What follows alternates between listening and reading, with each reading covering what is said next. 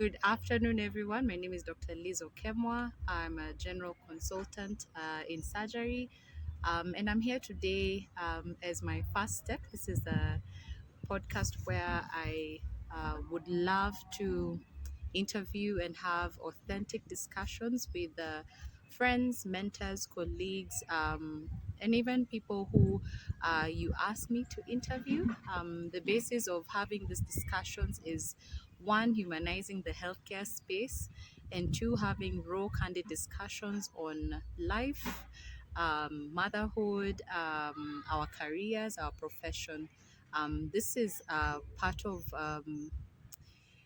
my goals for 2024 to step out of my comfort zone and just be impactful in having discussions with people I hold dear to. So I started with a good friend and mentor of mine, Dr. Steve Ojwang, who's a founder of Premier Healthcare Diagnostics Sector in Syokimau and Narok. And we had discussions, wide discussions from healthcare entrepreneurship, radiology, starting a business, what failure means and failing forward, and what he has learned in 10 years of being in business as an entrepreneur in the healthcare space. So I hope you enjoy the discussions. Feel free to share your comments, likes, and if you have anyone you'd wish for me to interview, please let me know. Today, I have Dr. Steve Ojwang with me. It's interesting. This is so random, by the way. So I decided to do this because part of the things I want to do this year is to get out of my, what do you call it, safe space, like a safe zone, to step out, move out of fear. So I chose this. I chose Dr. Ojwang to be the first person that we have this discussion with. I think a couple of places I've talked about humanizing a surgeon, but by and large, I've learned that we all need to humanize each other. So today with me is Dr. Ojwang. I can call him Steve because he's been a great mentor of mine, a friend. And I am learning a lot from you, and I thought it would be really nice to share this space with other people. I believe that we all sharpen each other's iron. Iron sharpens iron. So I would love for you to, I would love for us to get to learn about you, learn about what you do, what drives you, what you've learned in life this far. In your short life, you have a longer life in the world. So let's have a real discussion.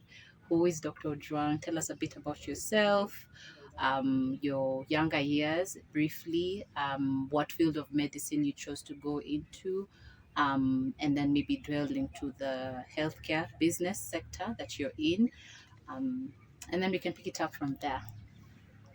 Yeah, thank you, Dr. Yeah, so Dr. Ojwang is somebody with a passion to empower other people to reach their full potential. That I believe is my purpose, and I'm happy to do that. I am created to catalyze change. I feel happy when opportunities like this that can make a difference in somebody's life, and they become better people, they become better members of society, run a better enterprise, and like you said rightly, people, we learn from each other. Yeah. So aside from that, I am married to Lois, and we have 3 children. They're 11, 8, and 6 years. Wow. Yeah, and I'm glad to be here. Okay, great. I see a beautiful shirt that you have. It has a beautiful logo, Premier Care Specialist Hospital. Maybe you can dwell into that briefly, because Premier Care is you, right? Well, there's a lot more people behind this dream, Yeah. which started in 2014.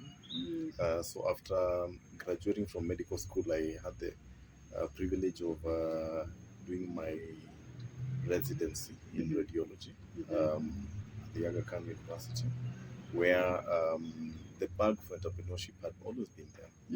Even back in college, I remember I would actually, I had a printing business. You did. Where I would do printing for people, and it wasn't bad. Maybe I should get back to it.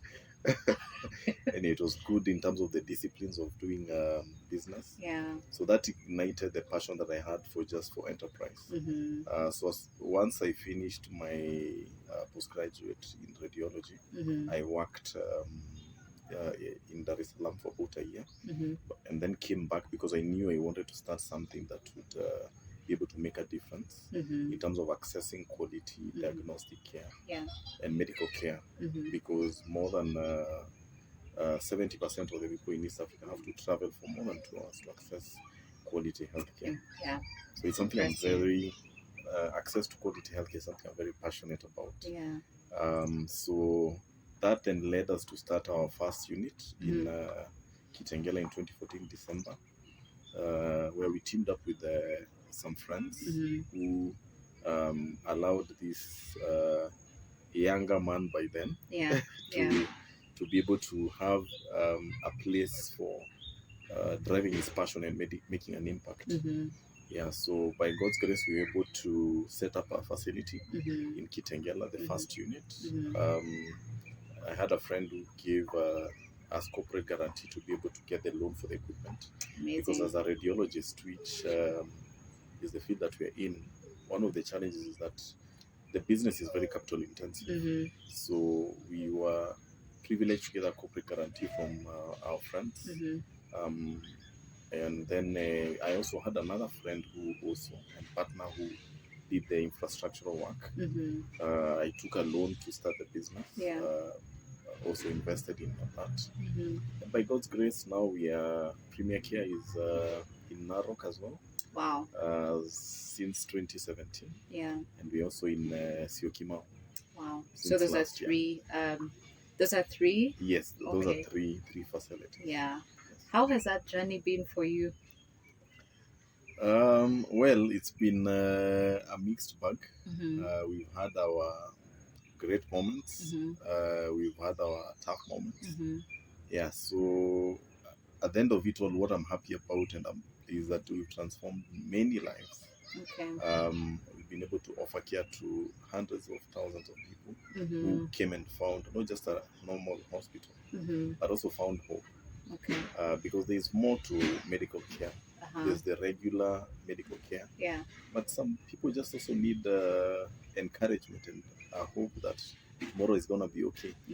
Because almost 70% of the patients who come to hospitals, there's a very strong mental health component that needs to be addressed. That's true. So routinely as a doctor, it's very easy to get the diagnosis right. But also, what about the other aspect of the patient, which is very important, their mental health. So gladly with the team, we have a team of about 50 staff. Who together with them we've been able to talk to a lot of these people and be able to provide not just diagnostic care but also outpatient and inpatient services in Narok.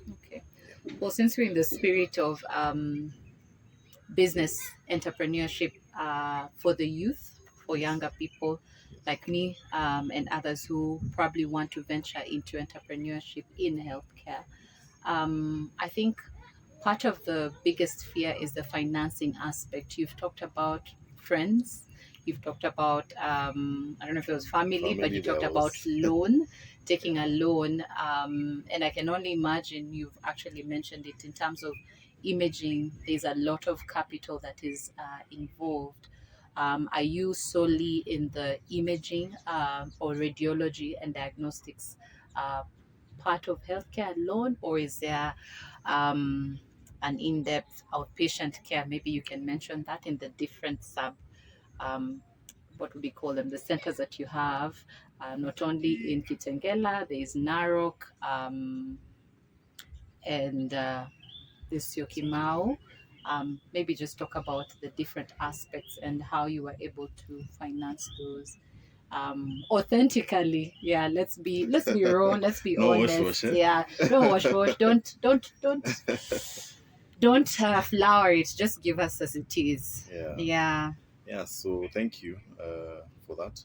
Yeah, very good question. Mm-hmm. Yeah, so what we run is a hub and spoke model. Mm-hmm. If you know the bicycle, it has the central hub and then the spokes. Yeah. So essentially, our model is such that we have satellite units which feed into a central inpatient hospital. Yeah. And that's a model that we have piloted. Mm-hmm. And intend to replicate to be able to transform the healthcare deficit that is there within the region and across Africa. Yeah.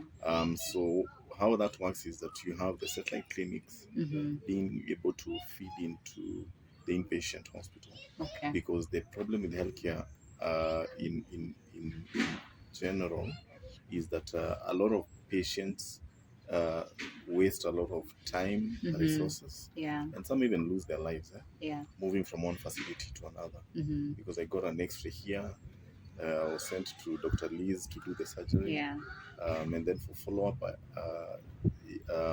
I need to be just maybe taken care of at home through telemedicine in terms of someone checking on me. So that customer journey has not been very comprehensive, right? And the model that Medicare is taking is just to shorten that journey using technology, being able to make sure that if I'm leaving,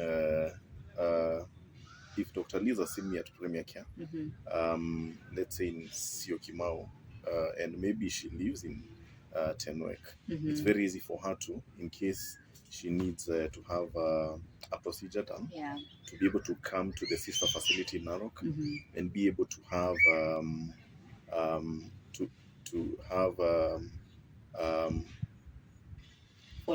follow up at that at the hospital, without having to travel all the way. True. Because in that travel, somebody is unwell, they can lose. It's expensive, and they also, some people don't even make it moving across healthcare facilities. So it is very important for us to be able to bridge that gap. Yes. Okay. So and for the young healthcare entrepreneur, sorry, just to answer, how do you raise the capital? Yeah, so typical story, you start where you are. Waswahili wanasema mtu anajikuna ajipatapo. So mahali nilijipata nilikuwa na, we had savings actually, we had saved up for 6 months, enough savings to start off the business during the runway period, for at least 1 year. But unfortunately, my dad became unwell during that time. And again, you know, we can't separate family from, this is life. It is. So all the resources that we had saved up got consumed in treating him. But we soldiered on, and we just started. Okay. And because the infrastructure was there, we hadn't even finished painting the clinic, but we started because I'd taken a loan for an ultrasound machine. And of course, I was called back to be able to try and back to employment at that time. But I said, no, let me just push with this thing. And with that ultrasound, we were able to pay rent for the first month. It was not cheap, the rent, but we were able to pay it by the 78 patients that we served. And by God's grace, we've been able to make steps after that. So I think the most important thing, maybe just to, looking back, is just that initial step of faith, very important for any entrepreneur. Because making that initial step, like you have done today, this amazing podcast, is really the most critical part, breaking the ice. And then after that, based on certain business practices, then foundational aspects, then the model can always be strengthened. So interesting. It's so easy to talk about the successes that we have in life, and we mentioned this in passing before we started. But I'm curious to learn, 10 years on, 2014, we're 2024. I'm sure it's not been easy. They are the successes that you have gone through. I applaud you. A single unit or center is work on its own, and having one in Kitengela and another one in Narok takes a great team. What are some of the key perks that you would probably highlight that you hold dear, and if you were to advise someone who's starting or getting started, they should invest heavily on? Yes, we know the finance part, but in terms of just management and running a business as you start off and as you grow, what are some of those things? Yeah, thank you.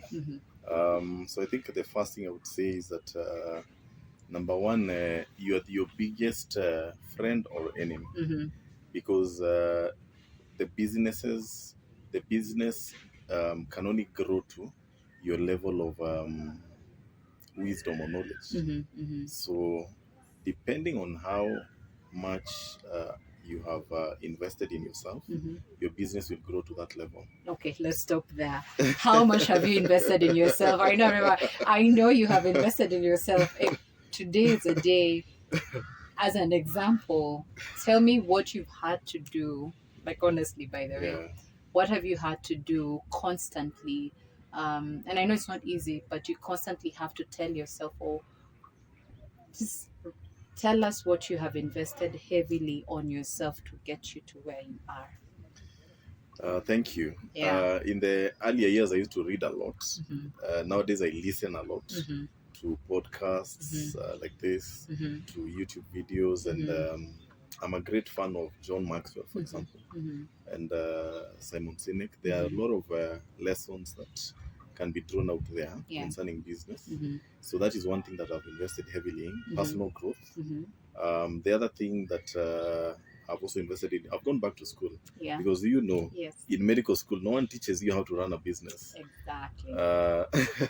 Or how to do a cash book. True. But we're entrepreneurs, and by default, you must know your numbers. You can delegate everything else in entrepreneurship, but not your money. Yeah, that's true. Unless if you want the business to collapse. True, so I've had to invest, go back, do CPAs, a bit of accounting. Wow. I've had to go back and learn how to manage a healthcare business. Yeah.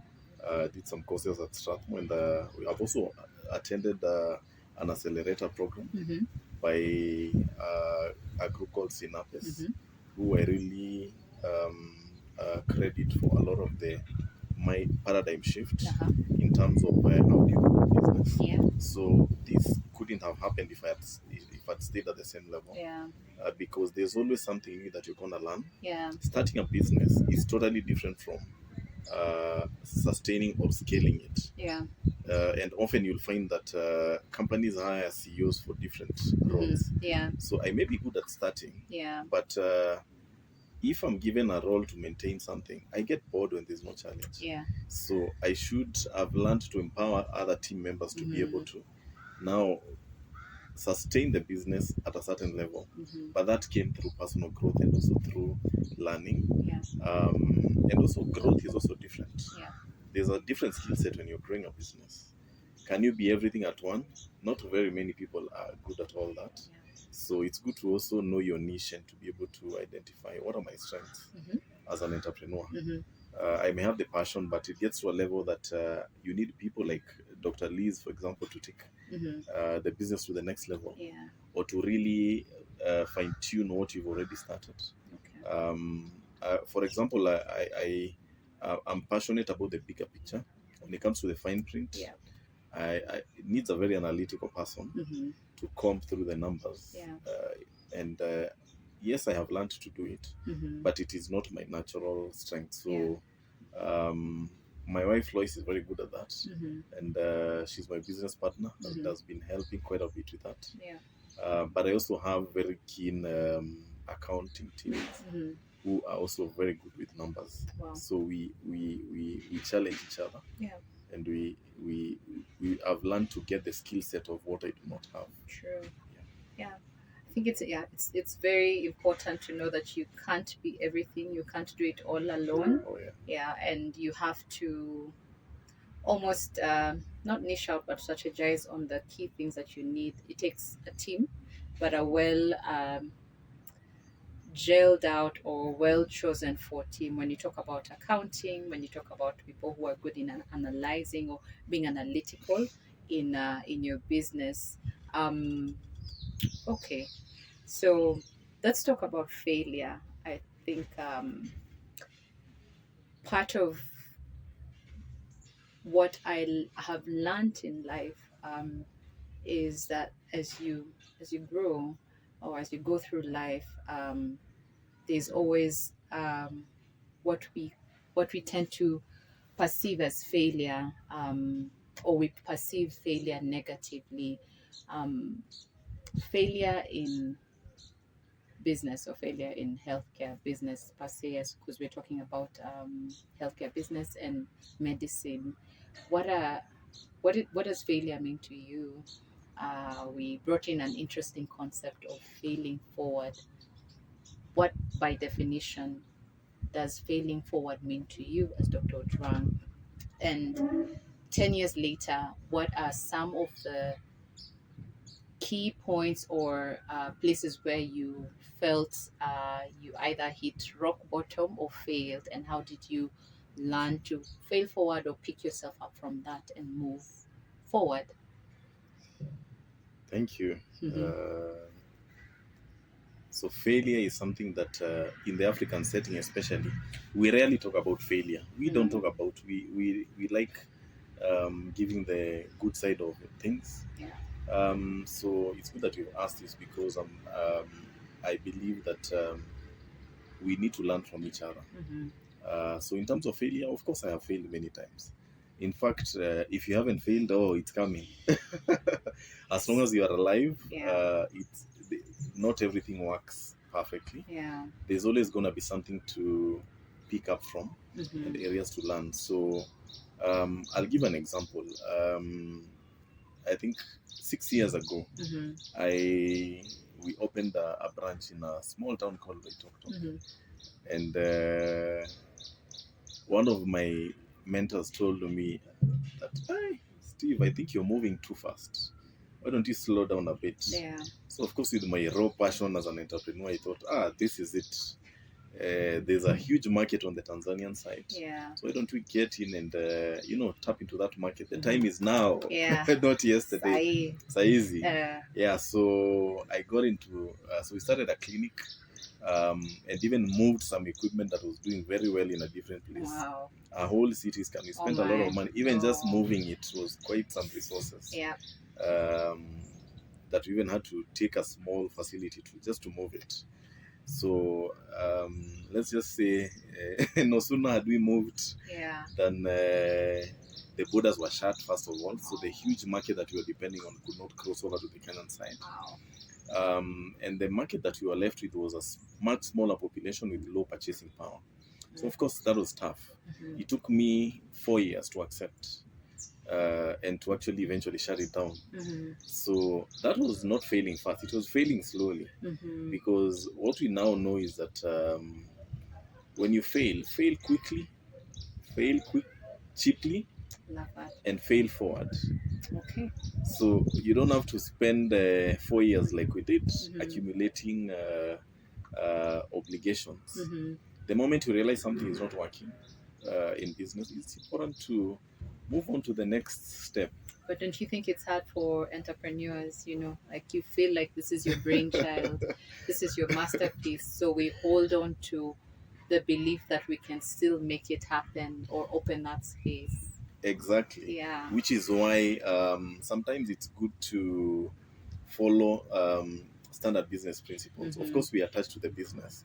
But if you love your baby and mm-hmm. you're going to provide for them school fees when they need that, mm-hmm. and are you not going to put away that remote or the phone mm-hmm. because it might be detrimental to their growth at mm-hmm. some point? Mm-hmm. Yeah, so there's nothing wrong with saying, if I don't close this business now, it will just end up accumulating deficits. Mm-hmm. So that was a tough decision for us. Mm-hmm. But hey, it helped.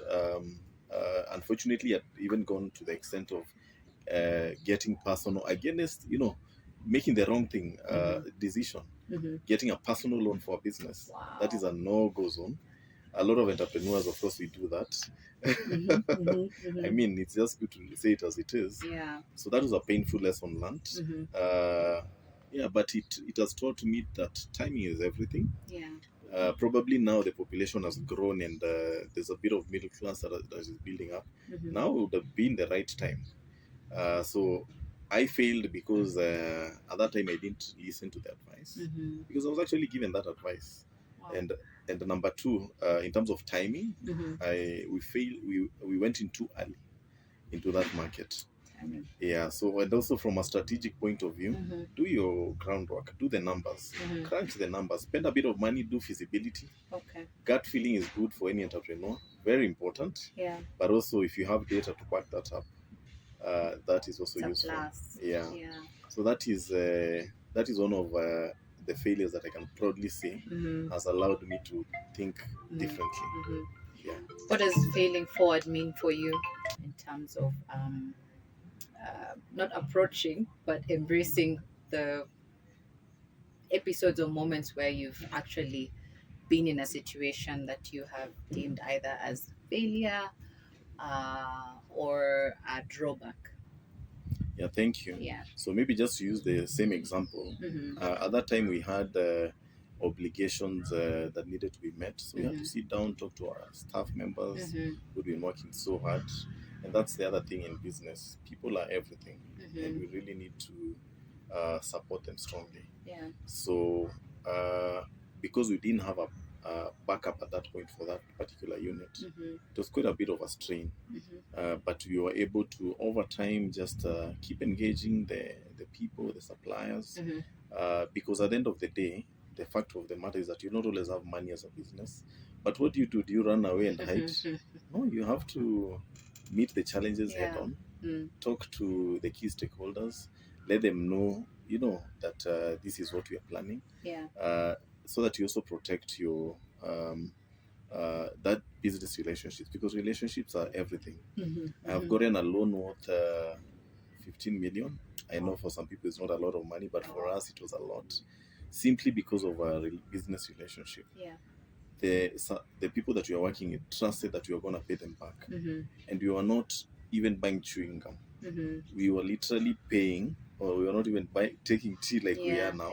We literally paid back the loan from the word go by just that enhancing that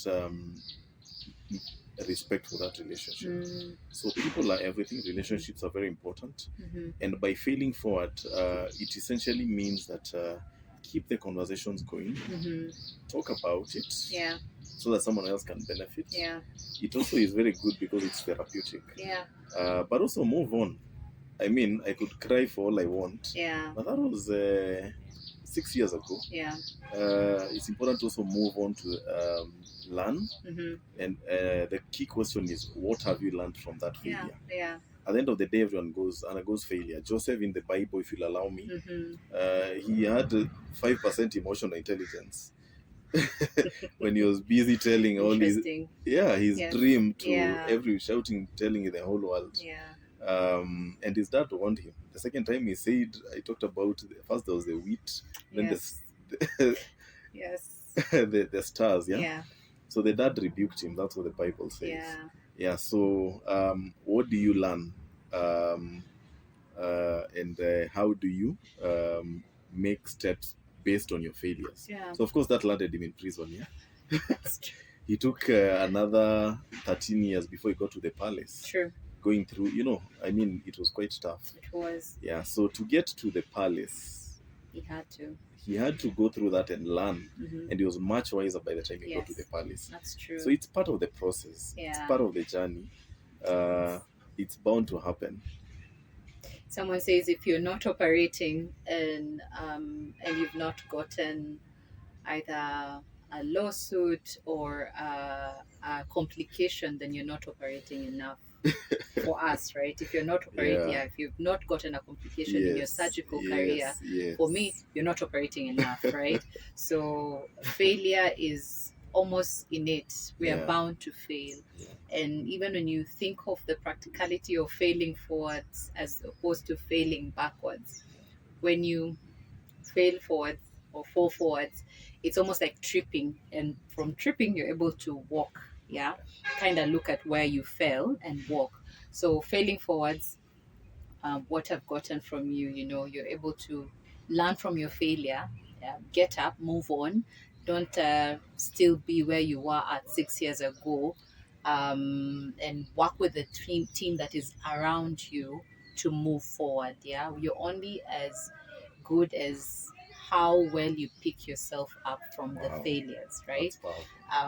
Because if you don't pick yourself up from the failures, then there's no growth, right? You've not learned from that failure. So you're only as strong as what you've learned in your past or how you've picked up from your failures. So yeah, thank you for that, for sharing on the Oleg Talk. And sometimes you need to actually fail for God to push you, because I know that the Narok hospital was not set up before the Oleg Talk one, right? Yes, that was it was set up in 2017. Yeah. And our model has been provide care, comprehensive care, Yeah. to save people from traveling far to get quality. Yes. Yeah. So that, by God's grace, picked off well, and even better than our first unit. Yeah. Because we had learned, and we kept improving, because instead of just doing diagnostic care, Yeah. radiology and lab, this time we also included specialist clinics. Yeah. And that, by grace, grew at almost 30% annually. And that is what allowed us to then move to the next step, because we were still not solving the problem. So we decided, okay, people are still going to Nairobi for surgery and to deliver their babies. Why can't we provide a small private hospital for them to be able to do that in a safe space? So that is what encouraged us to establish the inpatient facility. I think I'm impressed.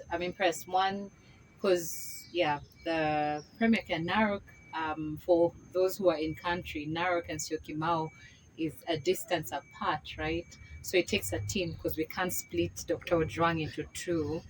Tell me about the team dynamics, and what you have used to optimize how well you have grown the staff members and the team that helps you run both institutions as separate entities in different places.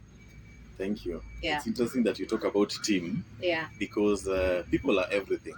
So there are few areas that we may not have gotten right, but there are also areas where we were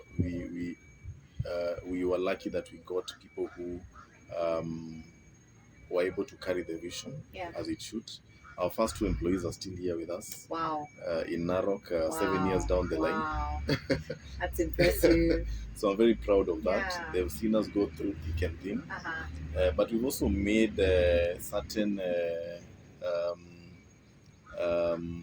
I would say, strategic errors in terms of people. So we've grown over time to know when to, let's say, have a HR who can be able to handle finer details. Yeah. Because if you're type A like me, you just say it as it is. Yeah. So I've learned to be a little more patient, to listen to the other side. So on a regular basis, I sit with my staff individually, just to hear to... How often? Every quarter. Okay. Every quarter I sit with every member of staff, and just listen to how is their personal life, and they're free to talk openly about how they're doing, and because that is very important in terms of, because these are the people who drive your vision. Yeah. So with that, then we've also moved to even train them, some of them, in terms of management, like our administrators and even some of the directors. We've taken them for training in my healthcare management at Strathmore. There are those we've given time off.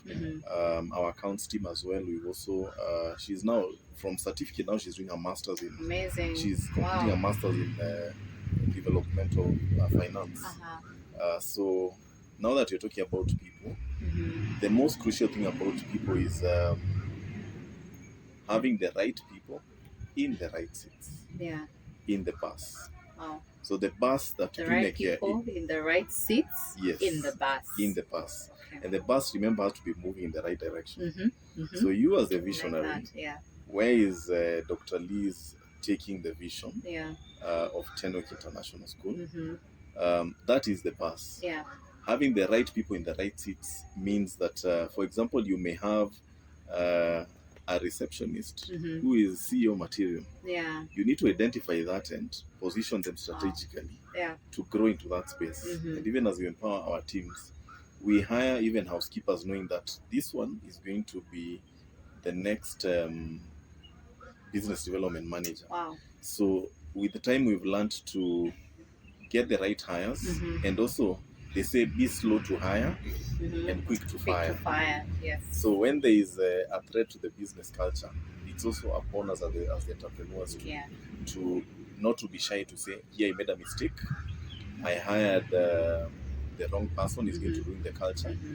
Or maybe at this level of the business, we need a different skill set. So those are some of the lessons that we've learned as far as people is concerned. Okay. So let me ask, what does as we try and wrap up,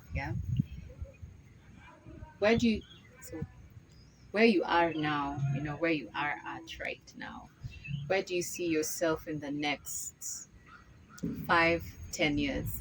So 20 years later, from 2014, where do you see Premier Care at? Where do you see Dr. Steve Ojwang at? I recently wrote about 7 things. I hope I can remember them. It's grit, perseverance, resilience. Just I talk about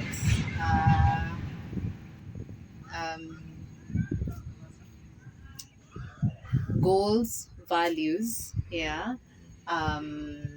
and your purpose and legacy. So I think we all need, especially as business entrepreneurs, we all need a lot of grit, the extra oomph that helps you keep on hanging, right? Perseverance, resilience, right? But then when you look at your values, right? What are your goals going forward? What purpose do you have? Do you feel God has put for you in this world, or in the healthcare space that you're taking the space that you're taking up? Both as a business person, as a leader, because I think you're a leader in many ways, as a teacher, as an influencer, and what legacy do you want to set forth? So where are you at that? 5 years, 10 years from now, where do you see you as an individual, and where do you see yourself as a business? That's a very interesting question.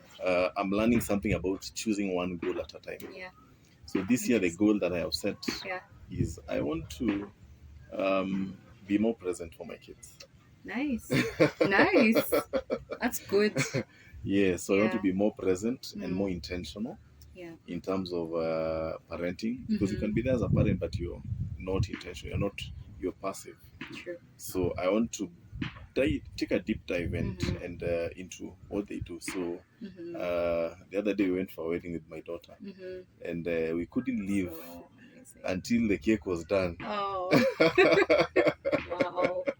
She insisted. So the wedding was not over until so I had to wait for her. And of course, as we were going back home, there are things she will tell you that ordinarily she doesn't tell you in the house or with the other kids. So that is my goal for this year. That's really nice. Family goal. In the next 5 to 10 years, I trust God that I'll be able to empower more people through telling our stories, more entrepreneurs, especially in healthcare. I'm very passionate about healthcare entrepreneurship. Mentor more younger people. They don't have to go through the pains that we went through. They don't have to make the mistakes that we did. And how can we help them? Maybe even invest in them so that they're then able to find an easier journey. Because capital is very important to be able to achieve some of these things. Especially as doctors, we have the passion. We are people of integrity. But sometimes the capital is a limiting factor. So how do we encourage? And we've been talking to institutions, the banks, in forums, just to help them understand healthcare business. Yeah. Because it has to be looked at as a unique field. So in the next 5-10 years, hopefully I'll be investing into the younger people. That's amazing. Yes, yeah. after us, Dr. Liz. That's true. I don't know, so that people are then able to make steps in a way that is easier than it was for us. That's good. Yeah. Legacy. Legacy you need to leave behind. I would wish to be remembered as someone who provided a platform for other people to grow and reach their full potential. Yeah, that's awesome. That's well said. Cannot add to that or subtract. That's amazing. Thank you. Thank you for the time. Thank you for the randomness. Thank you for allowing yourself to be the first person that I have this discussion with. Maybe in finishing, this is actually a passion for me. Humanizing a healthcare worker, or humanizing you as Dr. Ojwang, not only a business person but as a doctor. What does that mean for you? Well, thank you. It means that people have bad days.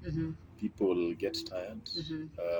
In Narok, in the hospital, we are just redoing the staff lounge, because at the end of the day, after seeing all those patients, I just need a place where I can sit, relax, lock myself in, be in my own space, cry if I want to, relax, breathe in, breathe out. That is part of life. Yeah. And we were sharing with our staff today. Chances are you're going to spend a lot of the hours in your life at work. So how do we make that environment conducive? Mentally, physically, even financially, for the healthcare worker. We have to get it right. True. And we have to influence the right policies even at a higher level. Yeah. So that we protect the well-being of healthcare workers. Yeah. Who sometimes go for 48 or 72-hour shifts. So that needs to be looked at very strongly. Asante Daktari. Thank you for your time. Thank you. We hope to have more of these discussions frequently. Thank you. It's always a pleasure. Thank you. It is a pleasure. It is a pleasure. So. Asante.